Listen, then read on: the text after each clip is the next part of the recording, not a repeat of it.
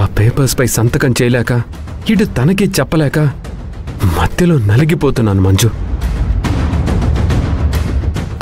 మీరేం బాధపడకండి, ఈ పనిలో నేను మీకు తోడుగా ఉంటాను.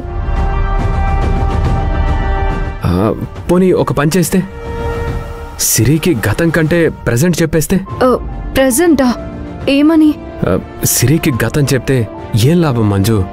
గతంలో వాళ్ళ అన్నయ్య వదిన చనిపోవడం, తను ఒంటరిగా మిగిలిపోవడం, ఇలా నాతో రావడం, ఇవన్నీ గుర్తుకు తెప్పించి బాధ పెట్టడం కంటే తనకి నిజం చెప్పి ముందు ముందు బాగుండేలా చూడడం మంచిది కదా. అర్థం కాలేదు సత్య గారు. మనిద్దరం భార్యాభర్తలం అని, తన వల్లే మనం ఇలా విడిపోయామని, తను నాకు భార్య కాదనే విషయాన్ని చెప్పేస్తే? ఇది కరెక్ట్ కాదేమో. మరేం చేయమంటావు మంజు? ఒక పక్కన డివోర్స్ అంటూ అమ్మ నిన్ను నన్ను బాధ పెడుతోంది, మరో పక్క సిరి కూడా తనకి తెలియకుండానే మనిద్దరిని బాధ పెడుతుంది. ఇప్పుడున్న పరిస్థితుల్లో నిజం చెప్పడమే కరెక్ట్ అని నాకు అనిపిస్తుంది.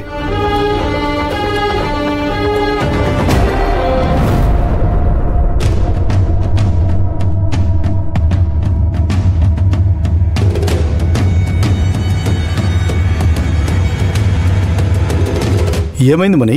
కాలు కాలిన పిల్లిలా తిరుగుతున్నావు? ఓ చిత్రకారుడా, నాలో ఉన్న టెన్షన్ చూసి ఆనందం ఆపుకోలేక అడుగుతున్నట్టున్నావు. అదేం కాదు మని, నిన్ను నీ ఆలోచనలు చూస్తుంటే ఏదో పెద్ద ప్లానే వేసేలాగే కనిపిస్తున్నావు, అందుకే అలా అడిగాను. ఇది మాత్రం నిజం, నేను హైకోర్టు లాయర్తో మాట్లాడాను. మని, ఈ లాయర్లు కోర్టులు కేసులు లేకుండా కాస్త ప్రశాంతంగా ఉండొచ్చు కదా. ఆ కాకి పిల్ల చేయబట్టే నా ప్రశాంతత పోయింది, ఆరోగ్యం దెబ్బతింది. సంఘంలో నా కుటుంబానికి చిన్న మచ్చ ఏర్పడింది. నా కుటుంబానికి ఇంత నష్టం చేసిన ఆ కాకి పిల్లని ఈ ఇంట్లోంచి వెళ్లగొట్టడానికే నేను హైకోర్టు లాయర్ని కలిశాను. ఆయన మంచి సలహా ఇచ్చాడు.